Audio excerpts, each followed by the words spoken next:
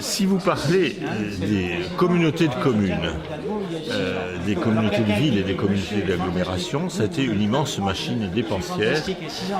D'autant plus, on a recruté entre 300 et 400 000 fonctionnaires pour les faire marcher sans réduire les effectifs des communes. C'est d'autant plus paradoxal que ces institutions ont été mises en place, en particulier à partir de la loi Joxe de 1992, pour faire des économies et pour simplifier. Et on a compliqué et on a introduit des dépenses supplémentaires. Ça arrive souvent comme ça. Mais là, c'est tout à fait caricatural. Alors je ne confonds pas ça avec la coopération intercommunale, parce que l'intercommunalité, c'est quelque chose de plus large. On n'a jamais empêché les communes de faire des syndicats pour faire des projets ensemble. Ça se faisait depuis très longtemps. Les cadres juridique était en place depuis 1958.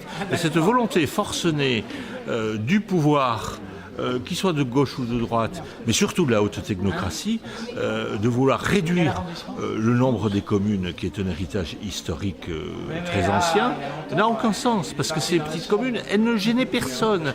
Elles n'étaient pas plus dépensières que les autres, elles étaient même moins dépensières.